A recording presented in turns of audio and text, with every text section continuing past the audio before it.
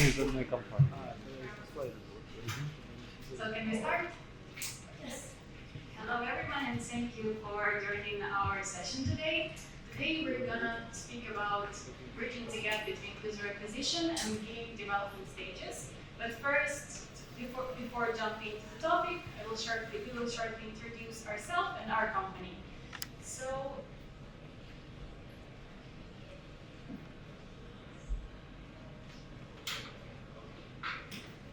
my name is Sasha and I'm the team leader of product marketing team at Gamelight.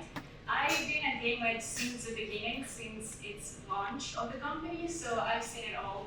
If you have any questions about Gamelight, about our growth, you can address them to me. And this is my colleague Dima. Yeah, before introducing myself, I want you to cheer up Sasha, because this is her first time ever speaking publicly. Thanks a lot. I'm in the industry for 10 years, so I've spoke a lot on similar events. I was passing through ad networks, gaming companies. As user acquisition manager, I've launched some of the game titles you may be familiar with, but I cannot say about them due to NDA reasons, unfortunately, in particular names, so as most of us. And now I'm working as a user acquisition manager in Gamelight, and I'm attracting users to our ecosystem. So let's go forward. So I will give you a short introduction to Gamelight. Some of you might be familiar. For those who are not, we are the largest rewarded marketing platform globally. And for those who are not familiar with the concept, basically we have 7 self-published apps, and we, to our users, we are given game recommendations so that they can engage with our partners' games. And what makes us really special, because we have an algorithm that is optimizing our campaigns without any human intervention. And what also makes us really special, that we give only few game recommendations to our users. So AI algorithm kind of analyze the huge amount of data sets so that we can give a very targeted recommendation to our users, which is a win-win situation both to user and to our partner game publishers. So I will tell you also a few words about us. We've been launched in 2022, and since then we've achieved a lot of milestones. For example, we are in top 3 in some categories on App's Flyer Performance Index, and we cover 12% of ad spend for match 3 games globally. We also won a bunch of awards, but I don't have enough time to talk about it, so I'm gonna jump to the next slide.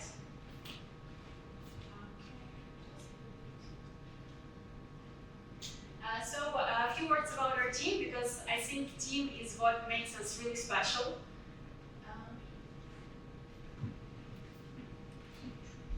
Okay, I will continue.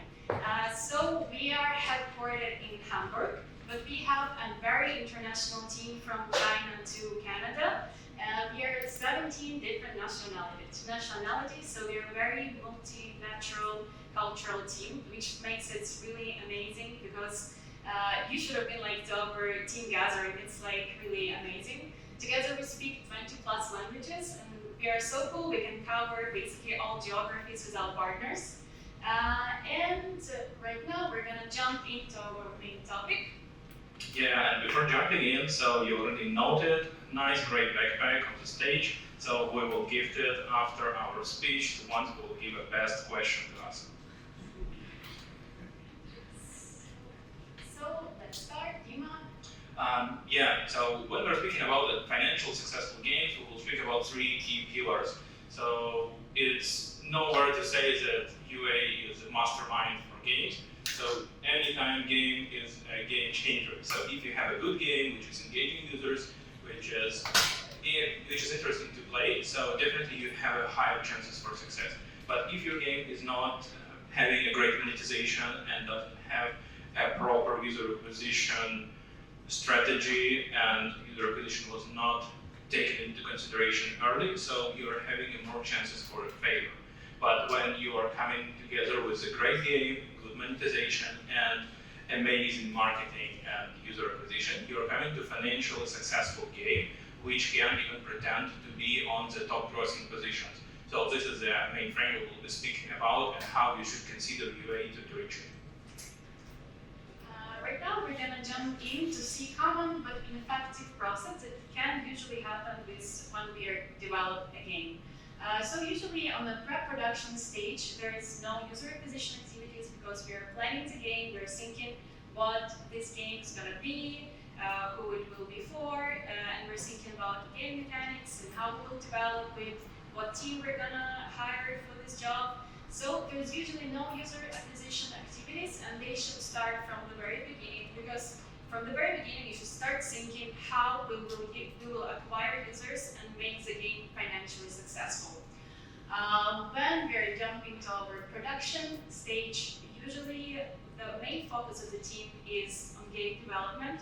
So everybody is trying to develop the game, and game development team is kind of prioritizing this process. So they are concentrated on sprints, how to do sprints on time.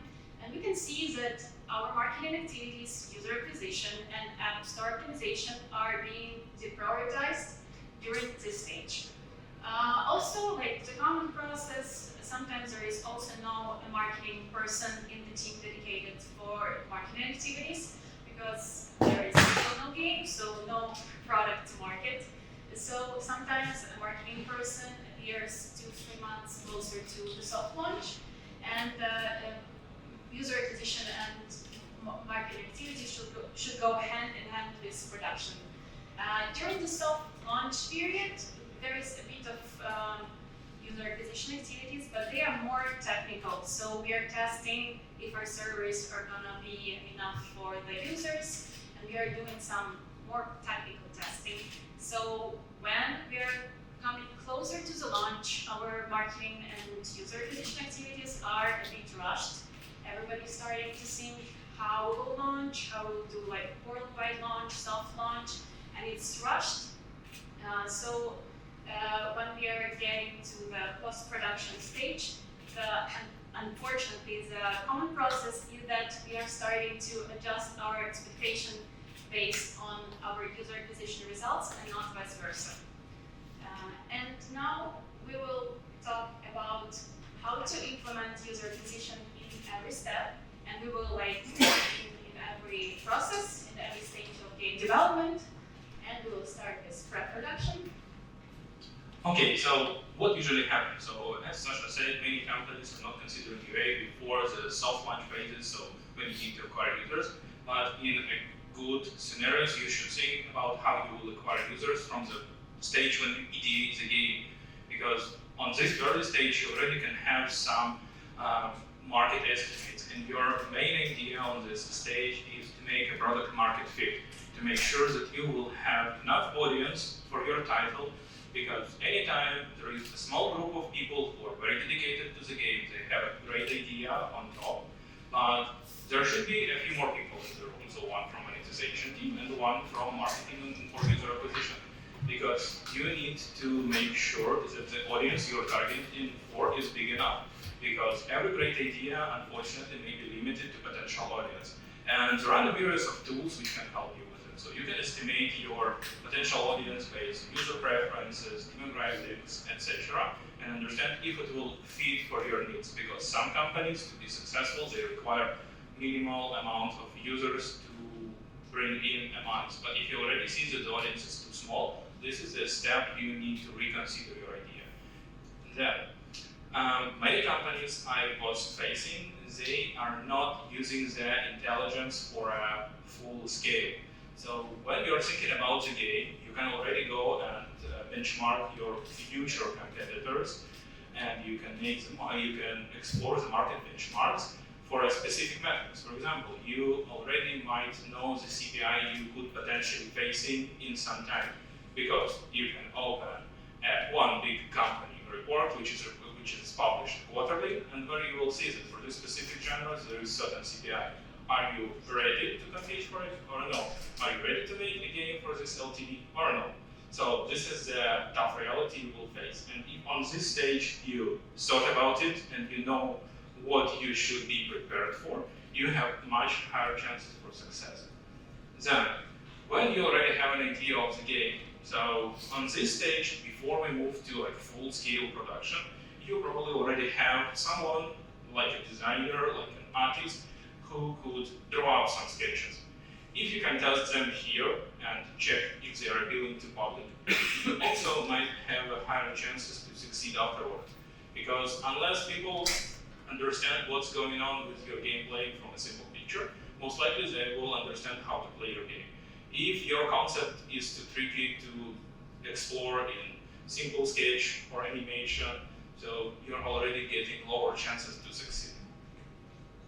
So, on this stage, main point, product market fit evaluation. So, if you combine all the stages together and you see that there is a room for future actions, you're good to go.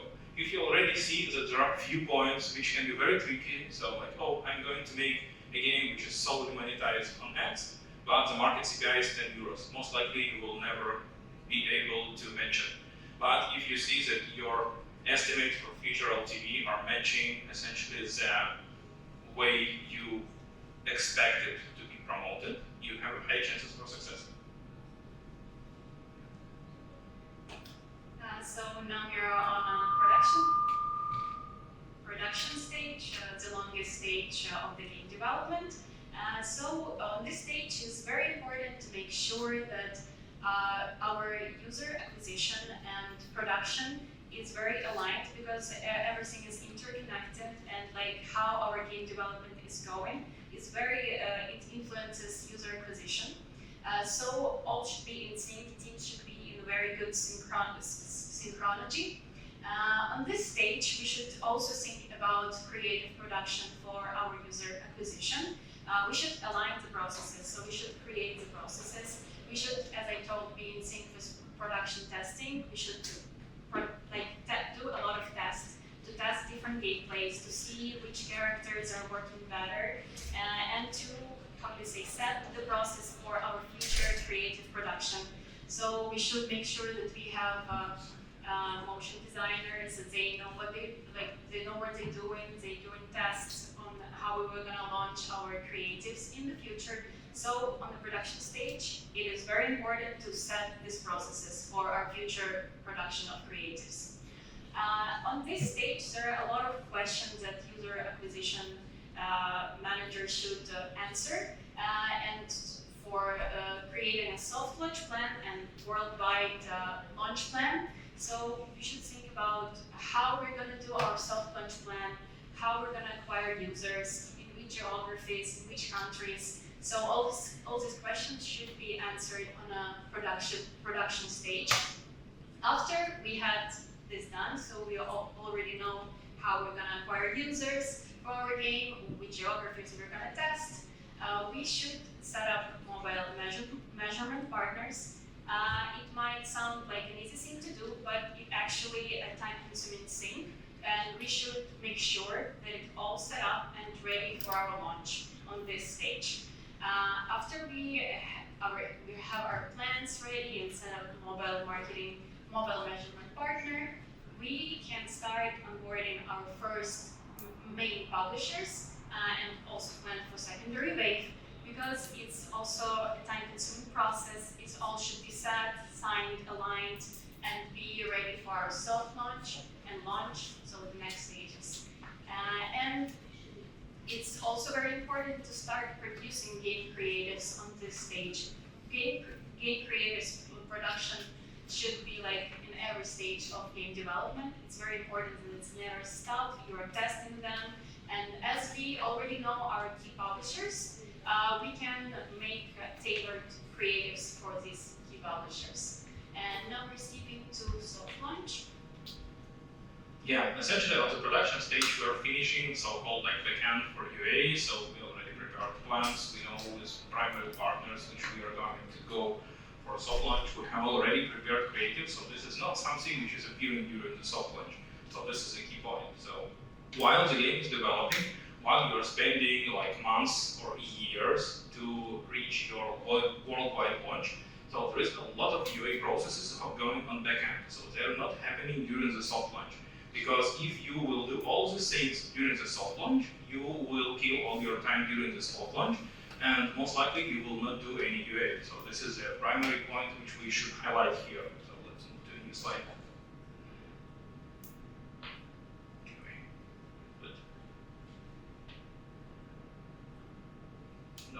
one ahead. No, it will just like misalign. So, on the soft launch. Essentially, this is a stage when we are either giving our game a green light to go to the worldwide launch, or we are extending the period of soft launch for additional tests, additional game development, etc. So here we are testing essentially everything, and we are evaluating our games from different perspectives. So the production team and the monetization teams are taking care of the things that are under their control. So if retention is fine, if the monetization is working as expected. From the user acquisition side, we are making sure that the costs which we are expecting to receive are realistic and will happen. Which is very important here is making elasticity tests, because we can choose some country for a soft launch, which will be cheap. We will make a small test, we will see amazing results, but we will have no idea what should we expect if we will cover like 50% of the audience in the company. What will happen if we move our daily budgets to cover a significant part of the audience a day? So we need to know what should we expect from the global launch for our primary countries by some learnings from the soft launch stage. So if we see that everything goes well, so in general, this is a green light to go. If we see that somewhere we already have issues, so like on elasticity, our CPI rounds up to insanely high amount. This is the thing to validate and explore. Next thing, here we are preparing for our main launch, because usually main launch happens in some set of primary countries, and we will not have time to localize creatives during the launch period, especially it's related to the games where you have strong IPs. So you are buying some external IP, for example, I don't know, the Disney one or Hasbro one, whatever. So you have an external licensor who should see these creatives, who should make sure that the localization is fine, it's not breaking any of their local guidelines, etc. For the launch phase, we're already coming not with untested and unknown creatives, so we already know what's working for us now, and we are localizing them. So we are making sure that we have a good batch of creatives which proven themselves to be good and deliver appropriate results. And all these factors together, they're giving us a green light to go forward. So if we see that we are having issues somewhere, it might be better to delay the launch unless we don't have any strict obligations. Because if you have a bad working creatives and insanely high CPI, you will just burn your budget during the launch. If you don't have localized creatives and want to go with English-only versions, if it's language-dependent ones, so most likely you will burn your budgets on launch because you will not be able to reach your specific audience in particular countries. So let's move to the launch phase. This is the worst time for user acquisition managers, because during the launch time you need to launch your partners really fast. You need to add as much partners as you expected, so you can have a pool of them and you need to go live with everybody. You need to check all the metrics which were previously prepared for the game. So yeah, and it's very hard time overall. So be prepared. So you should not have a vacation during this period. So all the related teams should be in place. And the same hard period as it's for the game development team, the same hard period is for user acquisition. So for us, it's not only to launch campaigns. It's in some cases time consuming, but anyway, so this is not the biggest issue. You need to keep an eye on how the campaign perform, because this is all the new launches which are happening in a very short period of time. In many companies, new partners or new campaigns are launched not as frequent as they would like to, so maybe like once a week or twice a week. But here, during the first 2 weeks, tens of campaigns can go live with like, I don't know, maybe up to 10 partners for the software for the launch period. So you need to be sure that you have enough time to track all these things, you remove all unnecessary meetings from the calendar, and at the same time, you are cooperating very, very close with the game team. So I would say that the streamline of the entire process, this is a communication. Because if the communication between the marketing and the production team was not set up on every stage, there is a very high chance of failure. So during the launch, things are going so quick that there should be a very tight connection. So the game team should react really fast if something goes wrong and say that, yeah, we need to scale down. Or vice versa, everything goes well, let's go on the full pace. Once this kind of super stressful period is getting to be finished, so we are settling down with the primary partners, we are already on some certain stage, the game fixed some bugs which occurred during the global launch, we are financially successful, we are moving to the post-production stage. So now we are on a post-production stage, which means that our game is live, launched, and probably acquiring users. So it's good news. And now let's take a look what we can do to make user acquisition better in this stage. First, we should make sure that our KPIs that we had before are up to date, and we should align them with our user acquisition activities. Probably our game is acquiring users, as I said, and probably our game can be on a sort of plateau, so we are acquiring them daily, but we should make sure that this process is stable and ongoing. So we should maintain daily new users and daily active users to ensure the development of our game. And to do so, we can do some activities. First, a very, very important one in this stage is to extend our publisher mix and increase the diversity of publishers, because we have, for example, 2-3 key publishers we are working with, but it's very risky to be dependent on them, so we should always diversify our key publishers. In this way, we will reach broader audience and make sure that we are not, putting all eggs in one basket, and make sure on this stage is also very important to test new user acquisition channel to make sure we are not missing some new emerging channels for our game. So let's say, for example, if before, like during launch, we were dependent on social traffic, we can take a look at rewarded marketing platforms or ad networks. So we should also be open to new emerging channels and diversify partners and optimization types. About the optimization types, we should on this stage try to test all the possible optimization options for our new partners to make our performance better and build a healthy mix so that our game is healthy and sustainable, and we are making sure that we are sustaining our daily new users and daily active users. And of course, as we now extended our publisher mix beyond user acquisition channels, we can start testing new creatives.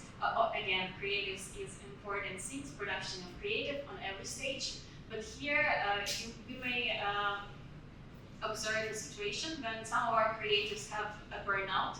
So basically it means that some of our creatives have been watched by the majority of the audience on certain geo. So we should make sure that we have new creatives and also our new partners all the time. Dima, do you have something to add about post-production stage?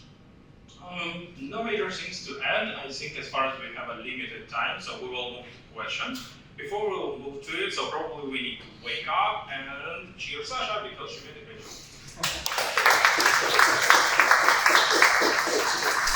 Can we cheer you as well? I'm too big to be cheered. So, I really hope you have questions. So, please raise a hand. If you have one, great. Alright, maybe actually I have enough voice to not need a microphone, but let's use one anyway. Can you go back to the soft launch part, maybe? This one. So, one question which is probably not the most popular, but let's say that during soft launch, your game is not meeting your initial expectations. You know, the ones you had during pre-production and production, because shit happens. Maybe the market switch in between. You know, game development takes a bit of time and things can change. So you're looking at your KPIs of soft launch. They're not exactly where you want them to be, whether it's retention or actual, monetization. When should you give up?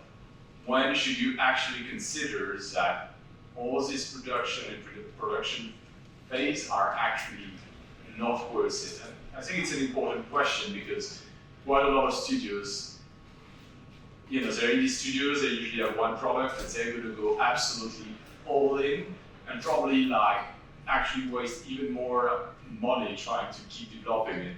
So when should people actually consider giving up on what they've developed? So again, let's take it a bit further. So I wouldn't say that it's only a soft launch stage. I would say that now you should be very critical on every stage.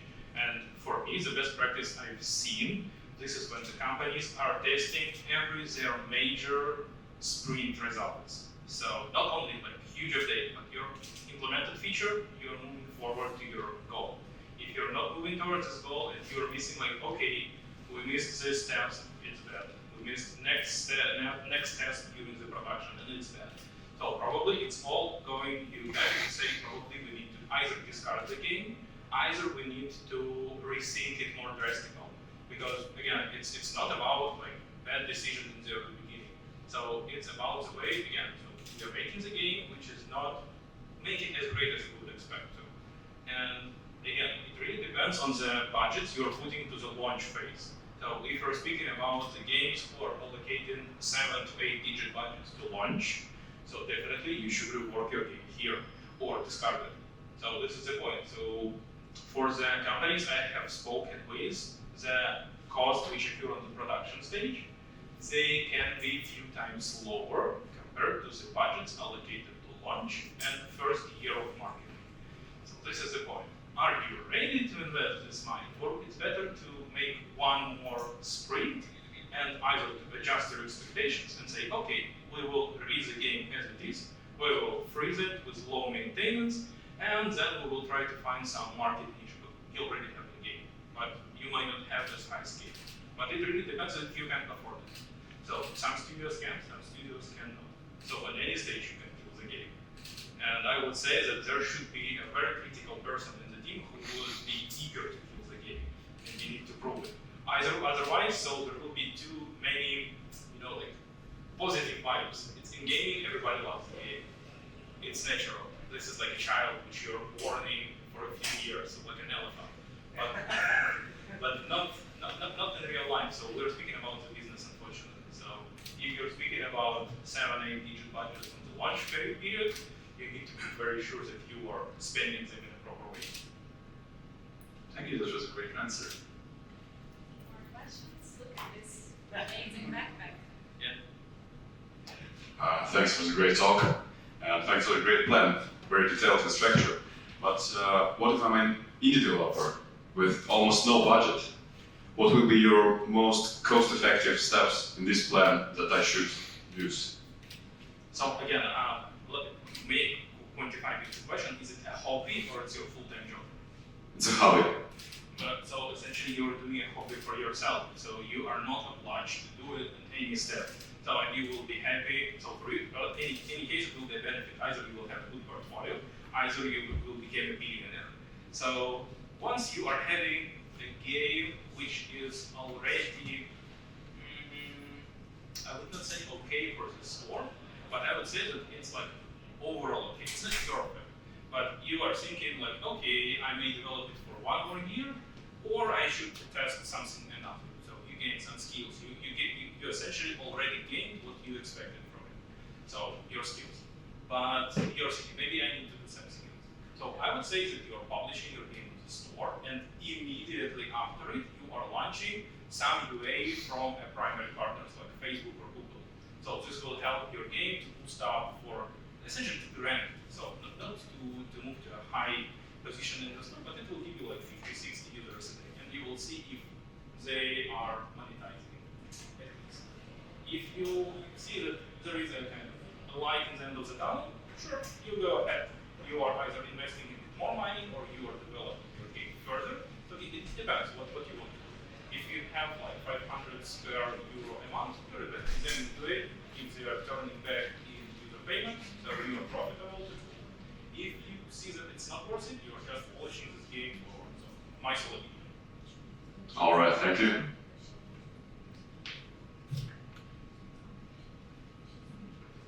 Hey, thanks for the talk. I was just wondering if you could expand a little bit on the elasticity test, like what metrics you'd be looking at, what you define as successful elasticity test or unsuccessful. And why you would choose secondary markets? Again, let's take it this way. So let's imagine a hypothetical game, and this hypothetical game will target the United States as most on the market. If we will try to make an elasticity test in the US, you have 300 million audience, if I'm not mistaken with numbers, and it will be pretty expensive to make an elasticity test. If you will take some smaller countries, like bigger companies are always doing, so they can choose a smaller company with high spending potential, and they can check, okay, I'm launching my campaign for, I don't know, a few €100, I'm getting this CPI. Then I'm scaling up to 10, 15,000 euros, and what will happen? So I'm covering, like, for 15,000 euros, you will get roughly 1.2 plus 3 zeros, 1.5 million impressions in some good countries. Essentially, this is more than enough for you to understand that in a week you will show it to the entire population of the country. So for me, this is the elasticity test. So you're checking what will happen if I will go crazy and show it to the entire market. I will watch on CPI, I will watch to the change retention because it will drop down to floor. So because while we were doing it on a small audience, they were like the best users you could get. When you're going to the entire market, you're getting every user. And you're getting the real average retention, DAU rate, I don't know, any kind of metric you would measure, you will get this real number. Not the hyper engaged one, all the golden cohorts, etc., but this is the real market value. So this is what I mean about the elasticity test. So every game that they face, they have like one primary target. So for some games, it's like retention. If the game is somewhere close to being monetized for ads, if the game is monetized for IP, it will be something like a game purchase for day 1, day 2, day 3, whatever. This is a question of what you have as a primary goal. But anyway, so this will be a question. So if LTV will match the potential, the actual CPI, sorry. Thanks. Yeah, you grab the mic. I really like the competition for backpack. Yeah. It's just because of the backpack.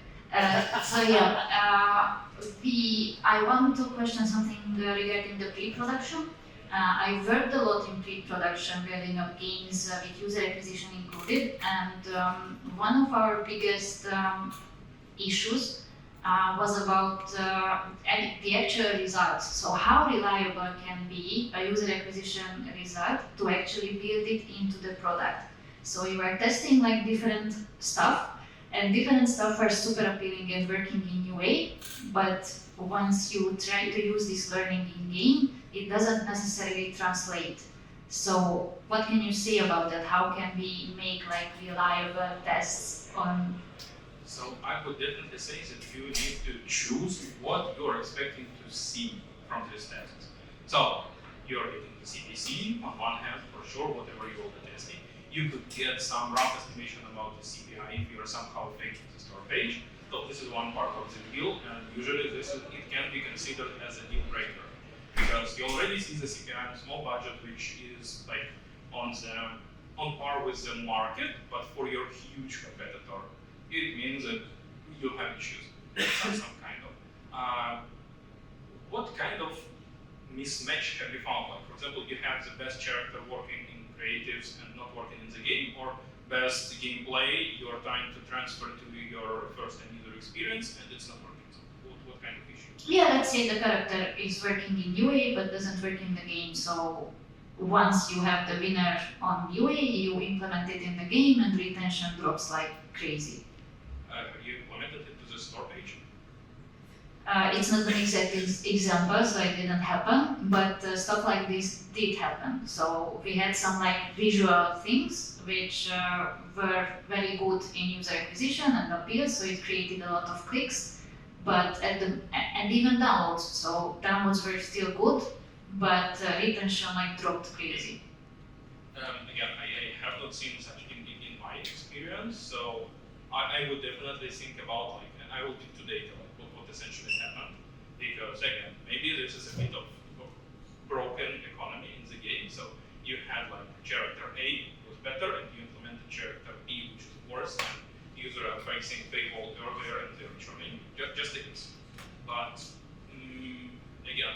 personally, in this case, I would keep the best one in UA and keep the best one in the production. So they should not perfectly match, but at least from my experience, they match. So like red character on creatives and red character on some first-time user experience, good match, works well.